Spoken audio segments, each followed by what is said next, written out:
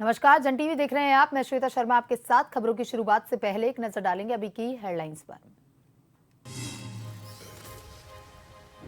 केदारनाथ विधानसभा उपचुनाव का रन आखिरी दौर में प्रचार, दिग्गजों ने झोंकी ताकत। बीजेपी प्रत्याशी आशा नोटियाल ने विकास कार्यों के लिए मांगे वोट।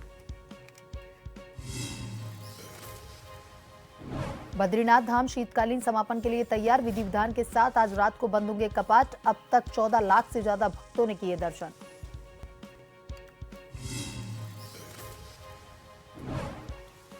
हरिद्वार में अवैध निर्माण कार्य जारी, सील की गई कॉलोनियों में फिर से काम शुरू। प्राधिकरण के निर्देशों की हो रही अनदेखी।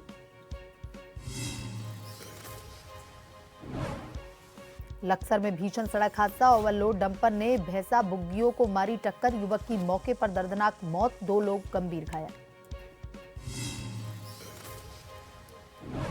प्रदेश में जल्द दिन में चलेगी पछुआ हवाएं, मौसम में आएगी ठंडक। शुष्क रहने के कारण अभी गर्मी का हो रहा एहसास।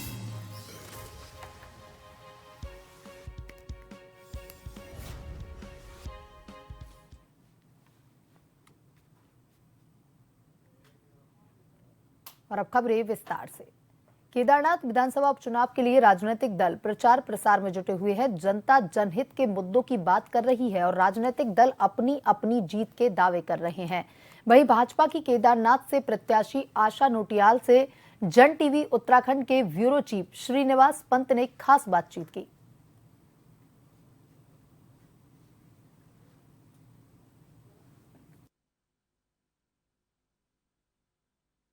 केदारनाथ विधानसभा उपचुनाव के लिए जन टीवी की टीम मौके पर है, जगह जगह निरीक्षण कर रही है, लोगों से बातचीत कर रही है, तमाम मुद्दों पर हम बात कर रहे हैं। आज किसी परिचय के मोहताज नहीं है। भारतीय जनता पार्टी के महिला विंग के प्रदेश अध्यक्ष है और यहाँ के प्रत्याशी हैं। 2 बार की विधायक रह चुके, अपने आप में एक राजनीतिक लंबा सफर इनका रहा है और लोग बड़े बारीकी से इनको समझते हैं, लोग जानते हैं और एक हक से, हमने भी अभी इनको सीधे हक से ही रोका है कि आप रुकिए और हमसे बात कीजिए। तो ये इनकी शालीनता है कि जिसको भी जहां पर मौका मिलता है उनके साथ वो उसी सानिध्य में बात करते हैं। आशा नोटियाल जी, सबसे पहले आपको बधाई। इस क्षेत्र के लिए पार्टी ने आपको प्रत्याशी बनाया, इस क्षेत्र में 2 बार का प्रतिनिधित्व आपने किया। इस बार आपको क्या लग रहा है, इतने सालों के बाद आप मोर्चे पर डटी हुई हैं और पूरे संगठन की जिम्मेदारी भी आपके कंधों पर रही है? जी बिल्कुल, बहुत अच्छा लग रहा है। और जहाँ भी मैं गांव में जा रही हूँ वहाँ जन सैलाब भारतीय जनता पार्टी के साथ और मेरे साथ निकल के बाहर आ रहे हैं और भारतीय जनता पार्टी को जिताने के लिए सब लोग बाहर निकल रहे हैं और कमल का फूल खिलाने के लिए सब यहाँ तैयार है। अच्छा नोटियाल जी, ये बताइए, इस क्षेत्र में आप 2 बार प्रतिनिधि रही हैं, 2 बार लोगों की आवाज को आपने सदन में भी उठाया है। आपको क्या लगता है कि अब क्या करने की आवश्यकता यहाँ पर है कि ताकि लोगों को लगे कि वाकई में जिसको हम चाहते थे उसी को हमने विधानसभा भेजा है? जी बिल्कुल, यहाँ विकास कार्य निरंतर गति से हमने भी किए हैं। हमारी पूर्व विधायक बहन शैला रानी रावत जी ने किए हैं और भारतीय जनता पार्टी ने किए हैं। तो निश्चित तौर पर जो बड़े-बड़े गांव थे, जो ज़्यादा दूरस्थ क्षेत्र थे, वो तो सड़क से जुड़ गए। लेकिन छोटे-छोटे मोहल्ले जो रह गए हैं, कहीं 1 किलोमीटर, कहीं 2 किलोमीटर, कहीं 3 किलोमीटर भी हैं। ऐसे जो गाँव रह गए हैं, उन गाँवों को सड़क से जोड़ने का पहला लक्ष्य हमारा है। जहाँ स्कूलों का उच्चीकरण रह गया है, इंटर स्तर पे हाई स्कूल, वहाँ शिक्षा के क्षेत्र में उच्चीकरण भी करेंगे और जहाँ स्वास्थ्य केंद्र की अभी ज़रूरत है वहाँ स्वास्थ्य केंद्र के लिए करेंगे। उससे भी ज़्यादा जहाँ हमारे युवा वर्ग है उनको रोजगार के लिए, जैसे हमारे केदारनाथ क्षेत्र है तो निश्चित तौर पर वहाँ पर बहुत सारे हमारे युवा रोजगार करते हैं और अधिक वहाँ पे लोगों को रोजगार हो। और हमारे जितने भी क्षेत्र हैं, चाहे ये बसु केदार है, हमारा गणेश नगर है, हमारा कार्तिक स्वामी है, हमारा चोपता सतेरा खाल है, तो तमाम अगस्त मुनि क्षेत्र है, तमाम क्षेत्रों को युवा रोजगार यहीं पर करें, उसके लिए सरकार भी योजना बना रही है। और मैं ये समझती हूँ कि जैसे आज ऑल वेदर रोड होने से यात्रियों की संख्या यहाँ बहुत अधिक बढ़ी है, तो कल के दिन 1-1.5 साल बाद अगर कर्णप्रयाग तक ट्रेन आती है तो यही यात्रियों की संख्या 3 गुनी 4 गुनी हो जाएगी। तो मुझे लगता है कि हमारे जो केदार घाटी केदारनाथ विधानसभा के हर गांव हैं कहीं ना कहीं यात्रा से जुड़ेंगे, तो हमारे युवाओं को यहाँ बहुत अधिक रोजगार मिलने वाला है आने वाले समय में। अच्छा, चुनावी सरगर्मी है, बीजेपी और कांग्रेस के बीच में मुकाबला है। हालांकि दोनों ही दल कह रहे कोई मुकाबला नहीं है, सब अपनी बात कर रहे हैं, लेकिन आपको क्या लगता है, क्या वाकई में जो कांग्रेस मुद्दे उठा रही है कि चारधाम यात्रा व्यवस्थित नहीं थी, केदार धाम को यहाँ से ले जाना, आप कल भावुक भी हुई थी इस बात को लेकर के, आपको लगता है कि एक्चुअल में जो हकीकत है मुद्दों की वही ग्राउंड पर उतारना चाहिए, केवल आरोप और अनर्गल नहीं होने चाहिए? जी बिल्कुल, हम तो विकास के मुद्दों पे चुनाव लड़ रहे हैं, विकास के मुद्दों को लोगों के बीच बोल रहे हैं, जो आगे करने हैं उस पे भी चर्चा हो रही है। अब पीछे जो हमने काम किए उन पे भी चर्चा हो रही है, लेकिन कांग्रेस पार्टी का हमेशा आरोप प्रत्यारोप करने की उनकी राजनीति रही है, चाहे देश में, चाहे प्रदेश में, चाहे क्षेत्र में। तो निश्चित तौर पर उनके पास कोई मुद्दे नहीं है, विकास कार्य उन्होंने कुछ किए नहीं है, इसलिए झूठे अनर्गल बातें बोल करके लोगों को बरगलाना चाहती है। लेकिन 20 तारीख और 23 तारीख को कांग्रेस को पता चल जाएगा कि केदारनाथ से जब कमल ही कमल खिलेगा। आपके क्षेत्र में महिलाओं की तादाद ज्यादा है, महिला वोटर पे ज्यादा निगाहें हैं, तमाम राजनीतिक दलों की, आपकी भी होगी, आपकी पार्टी की भी होगी, उनके लिए क्या खास कुछ बात कहना चाहेंगे आप? देखिए, भारतीय जनता पार्टी ने मुझे प्रत्याशी बनाकर केदारनाथ विधानसभा की हर महिला का सम्मान किया है। मैं एक महिला हूं तो निश्चित तौर पर यहाँ एक एक महिला का सम्मान केदारनाथ घाटी में हुआ है। निश्चित तौर पर केदारनाथ क्षेत्र की तमाम महिलाएं भारतीय जनता पार्टी के साथ हैं और मोदी जी उनको सशक्तिकरण के लिए निरंतर काम कर रहे हैं। हमारे मुख्यमंत्री आदरणीय धामी जी उनके सशक्तिकरण के लिए निरंतर काम कर रहे हैं। तो हमारी मातृशक्ति को पता है कि हमारे लिए कौन काम कर रहा है। केवल चुनाव में उनको लेके जाना, दो चारों को अपने साथ लेके जाना, केवल यही काम नहीं है, उनको सशक्त करने का काम भी भारतीय जनता पार्टी कर रही है, मोदी जी कर रहे हैं, धामी जी कर रहे हैं। और आज हमारी बहनें, हमारी बेटियां आत्मविश्वास से भरी हुई हैं। तो ये आत्मविश्वास देने वाला कोई है तो वो है मोदी जी और धामी जी। तो निश्चित तौर पर आज महिलाएं तमाम मातृशक्ति भारतीय जनता पार्टी के साथ है, देश में भी रही हैं, राज्य के चुनाव में भी रही हैं और इस चुनाव में भी भारतीय जनता पार्टी के साथ रहकर यहाँ से कमल खिलाने वाली हैं।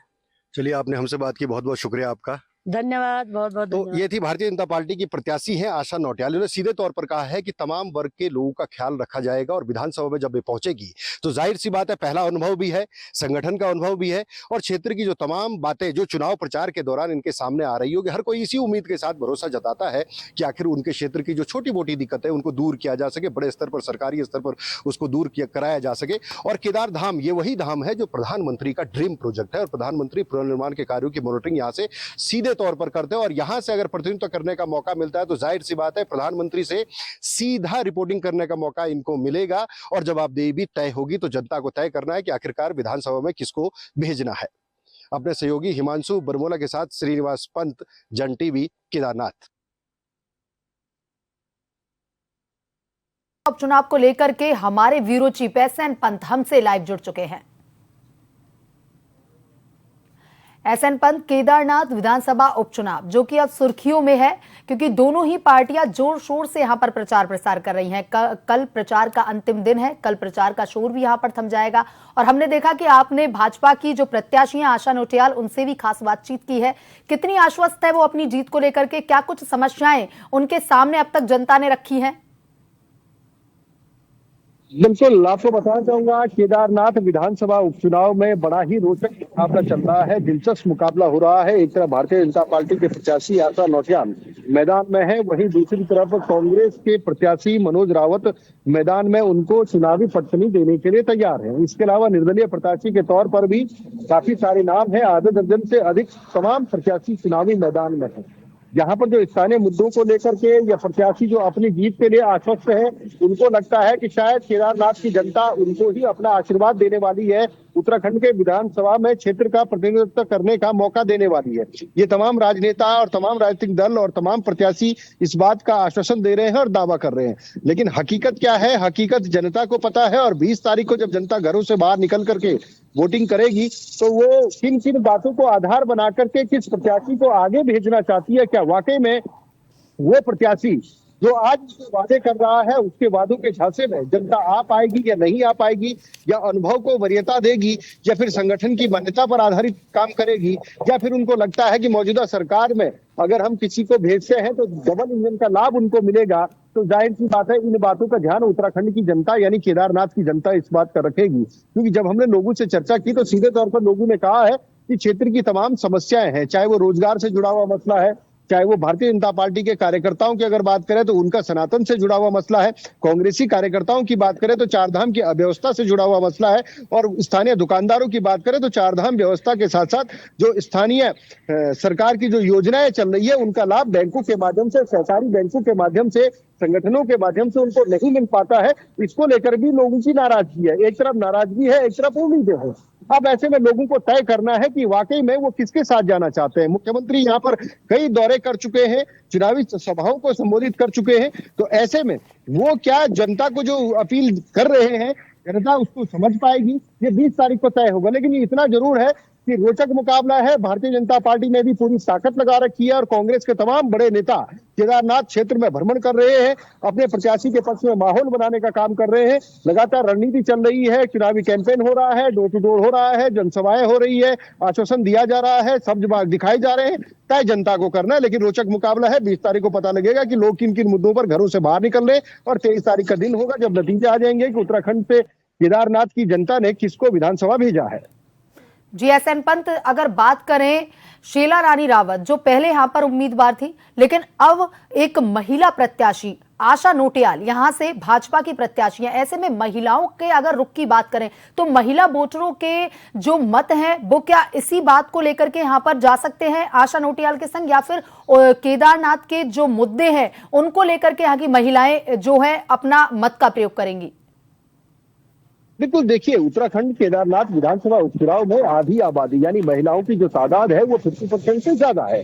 तो यानी भारतीय जनता पार्टी और कांग्रेस दोनों ही दलों की राजनीतिक तौर पर निगाहें हैं कि महिलाओं का वोट उनके पक्ष में चला जाए। लेकिन महिला होने के नाते महिलाओं का वोट देने इस बात से उत्तराखंड की जो महिलाएं हैं केदारनाथ विधानसभा की वो इत्तेफाक नहीं रखती है। वो इत्तेफाक रखती है कि उनके रसोई गैस सिलेंडर के दाम कैसे कंट्रोल में हो, जो प्रधानमंत्री ग्राम विकास सड़क योजना है वो उनके घरों तक कैसे आए, सब्जी और दालों के दाम नियंत्रित कैसे हो, उनके बच्चों को अच्छी तालीम कैसे मिले जब वो अगर प्रसूता है, या इस तरीके से उनको डिलीवरी या चेकअप के लिए अस्पताल जाना पड़ता है तो रेफर सेंटर बनकर के अस्पताल न रह जाए, लोगों को समुचित व्यवस्था मिले। इसके अलावा जो भूस्खलन के कारण जो सड़कें तब्दील हो चुकी है गड्ढों में, उनका दुरुस्तीकरण किया जाए, उनको ठीक किया जाए। और सिर्फ मेट्रो सिटी की तर्ज पर लोग हरिद्वार, देहरादून, उधम सिंह नगर का रुख कर रहे हैं और पहाड़ के पहाड़ पलायन कर जा रहे हैं, उस पलायन करने की नौबत ना आन पड़े, इसको लेकर के उत्तराखंड की सरकार रोजगार स्थापित करे, या सदन में पहुंचने वाले जनप्रतिनिधि अपनी अपनी सरकारों से या फिर अपने तरीके से उस बात को करने की कोशिश करेंगे, चाहे वो किसी भी निधि से यहाँ पर पहुंचता हो। लेकिन उत्तराखंड की महिलाओं का सीधा कहना है कि जो उनके पक्ष में उनके बच्चों के भविष्य की बात करेगा उसको उनका मत जाएगा, उनका वोट जाएगा। तो निगाहें बीजेपी और कांग्रेस की महिला वोटरों पर जरूर है। जी एस.एन. पंत, अब 20 तारीख को मतदान है और 23 को परिणाम है, तो देखना होगा कि केदारनाथ की जनता किसको अपना प्रत्याशी और किसको केदारनाथ की कमान सौंपती है। तमाम जानकारी के लिए धन्यवाद। भू बैकुंठ नगरी बद्रीनाथ धाम के कपाट आज रात्रि 9:07 पर शीतकालीन हेतु आम श्रद्धालुओं के लिए 6 माह के लिए बंद हो जाएंगे। बता दें कि इसी कड़ी में बद्रीनाथ धाम को रंग बिरंगे फूलों से सजाया गया, जिस कारण भगवान बद्री विशाल जी का धाम दूर से ही देखने पर बेहद खूबसूरत नजर आ रहा था। बद्रीनाथ धाम में तकरीबन आज के दिन 15,000 से अधिक तीर्थयात्री मौजूद हैं। सुबह 4 बजे विशेष पूजा अनुष्ठान का आयोजन हुआ। वहीं बद्रीनाथ धाम में ठंड ने भी रफ्तार पकड़ना शुरू कर दिया है। सुबह शाम भगवान बद्री विशाल जी के धाम में काफी ठंड महसूस की जा रही है।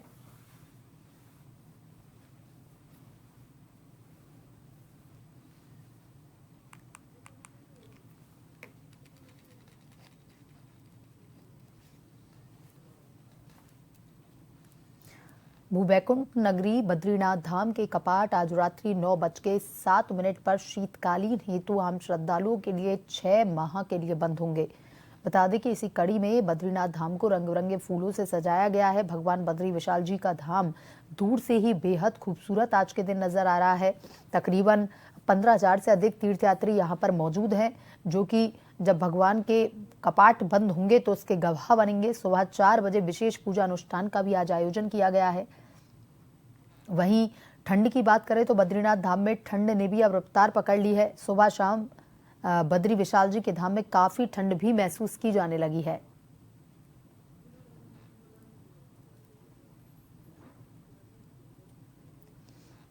भू बैकुंठ नगरी बद्रीनाथ धाम के कपाट आज 6 माह के लिए बंद हो जाएंगे। शीतकालीन हेतु 9:07 पर इन कपाट को बंद कर दिया जाएगा। धार्मिक रीति रिवाज के अनुसार कपाट बंद होंगे। 15,000 से अधिक तीर्थयात्री वहां पर मौजूद हैं। 4 बजे विशेष पूजा अनुष्ठान का भी आयोजन आज के दिन किया गया था। पूरे दिन कुछ न कुछ धार्मिक अनुष्ठान आज के दिन वहां पर होंगे और 9:07 पर भगवान बद्रीनाथ धाम के कपाट को 6 माह के लिए बंद कर दिया जाएगा। बेहद खूबसूरत नज़ारा आज का वहां दिखाई दे रहा है, क्योंकि खूबसूरत फूलों से भगवान बद्रीनाथ के धाम को आज सजाया गया है। दूर से ही मन को आकर्षित कर रहा है बद्रीनाथ धाम।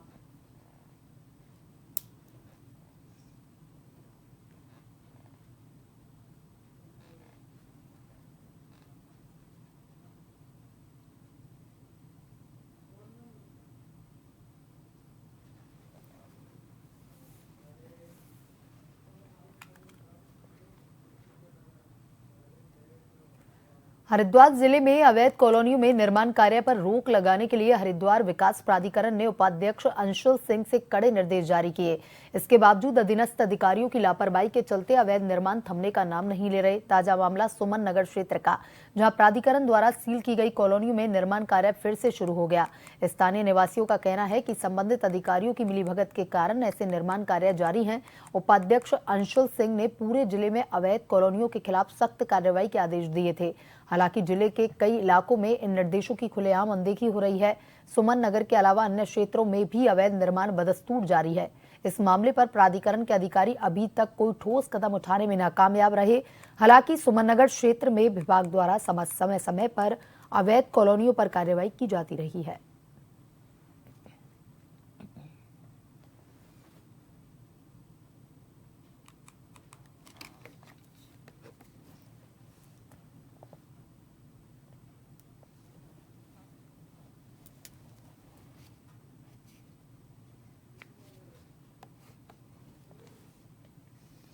हरिद्वार जिले में अवैध कॉलोनियों में निर्माण कार्य पर रोक लगाने के लिए हरिद्वार विकास प्राधिकरण के उपाध्यक्ष अंशुल सिंह ने कड़े निर्देश जारी किए। इसके बावजूद भी अधीनस्थ अधिकारियों की लापरवाही के चलते अवैध निर्माण कार्य थमने का नाम नहीं ले रहे। ताजा मामला सुमन नगर क्षेत्र का, जहां प्राधिकरण द्वारा सील की गई कॉलोनी में निर्माण कार्य फिर से शुरू हो गया है। स्थानीय निवासियों का कहना है कि संबंधित अधिकारियों की मिलीभगत के कारण ही ऐसे निर्माण कार्य जारी हैं।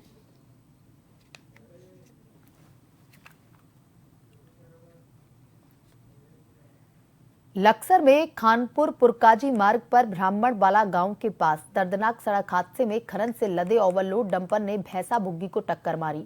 टक्कर इतनी जबरदस्त थी कि बुग्गी के परखच्चे उड़ गए। साथ ही एक भैंसा सहित बुग्गी पर सवार 26 वर्षीय युवक की मौके पर ही दर्दनाक मौत हो गई, जबकि घटना में अन्य 2 लोग गंभीर रूप से घायल हुए हैं। वहीं डंपर चालक मौके से फरार हो गया। घटना के बाद ग्रामीणों ने सड़क पर जाम लगा दिया। वहीं सूचना पाकर के पुलिस और खानपुर विधायक उमेश कुमार मौके पर पहुंचे।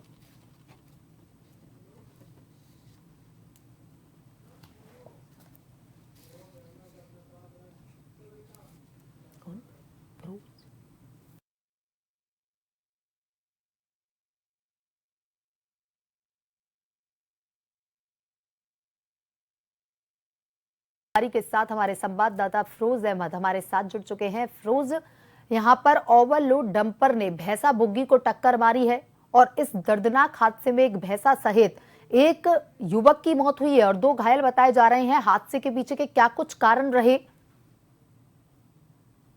जी कविता, आपको बता दूं, पूरा मामला लक्सर पुरकाजी हाईवे मार्ग का है, जहां आज सुबह तेज रफ्तार से आ रहे डंपर ने बुग्गियों की लाइन में टक्कर मार दी, जहां एक बुग्गी सवार चालक की मौके पर ही दर्दनाक मौत हो गई, जबकि 2 अन्य लोग इसमें घायल हो गए। वहीं एक भैंसे की भी मौत हो गई। मौके पर सूचना मिलते ही पुलिस पहुंची और जो ग्रामीण थे वहां के वो इकट्ठा हो गए। उन्होंने सड़क पे भी जाम लगा दिया। ग्रामीणों का आरोप है कि लगातार क्षेत्र में अवैध जो मिट्टी से भरे वाहन है, ओवरलोड तरीके से वाहनों पर जो प्रशासन यहाँ का है लक्सर का, वो कोई भी कार्रवाई नहीं कर रहा और लगातार जो अवैध खनन से लदे वाहन है, ओवरलोड वाहन है, सड़कों पर दौड़ रहे हैं। कहीं ना कहीं ग्रामीणों में इसको लेकर आक्रोश है और पुलिस कार्रवाई पर भी सवालिया निशान यहाँ खड़े हो रहे हैं। वहीं सूचना पाकर जो खानपुर विधायक है उमेश कुमार भी वह भी मौके पर पहुंच गए और ग्रामीणों को कहीं ना कहीं शांत और आश्वासन दिया है उन्होंने पुलिस कार्रवाई का भी। और फिलहाल जो एसपी देहात स्वपन किशोर सिंह है वो भी मौके पर पहुंच गए गोवर्धनपुर चौकी में और पूरे मामले में बातचीत की जा रही है। जी फिरोज, यहाँ पर डंपर चालक जो है वो भी घटना के बाद मौके से फरार बताया जा रहा है, उसके बारे में क्या कुछ अपडेट है? जी बिल्कुल, बता दें जो डंपर चालक है वो घटना को अंजाम देने के बाद मौके से फरार हो गया है, जिसकी लगातार लक्सर पुलिस तलाश कर रही है। लेकिन बड़ा सवाल ये है कि लक्सर में आए दिन जो ओवरलोड वाहन सड़कों पर बेलगाम दौड़ रहे हैं, आखिर लक्सर प्रशासन इन पर इतना मेहरबान क्यों है? क्यों इन ओवरलोड वाहनों पर लक्सर प्रशासन कार्रवाई नहीं कर रहा है? पूर्व में भी कई मामले ऐसे सामने आ चुके हैं जो आमजन लोग अपनी जाने तक गवा चुके हैं। जी फिरोज, यहाँ पर जो विधायक हैं खानपुर के वो भी मौके पर पहुंचे थे, तो उनके सामने जनता ने क्या कुछ समस्याएं रखी हैं और उन्होंने कब तक इन समस्याओं पर एक्शन की बात कही? जी बिल्कुल, बता दूं ग्रामीणों ने जो परिजन हैं मृतक के उनको आश्वासन दिया है और लगातार उनको जो मुआवजा है जिस तरह की वो मांग कर रहे हैं, आरोपी को गिरफ्तार करने की मांग कर रहे हैं और इन ओवरलोड वाहनों के खिलाफ सख्त कार्रवाई की मांग कर रहे हैं। तो पूरा मामला अभी बैठकर एक जगह सुलझाया जा रहा है। फिलहाल जो पुलिस के आला अधिकारी है वह गोवर्धनपुर चौकी में बैठे हैं, विधायक खानपुर उमेश कुमार भी उनसे वार्तालाप कर रहे हैं।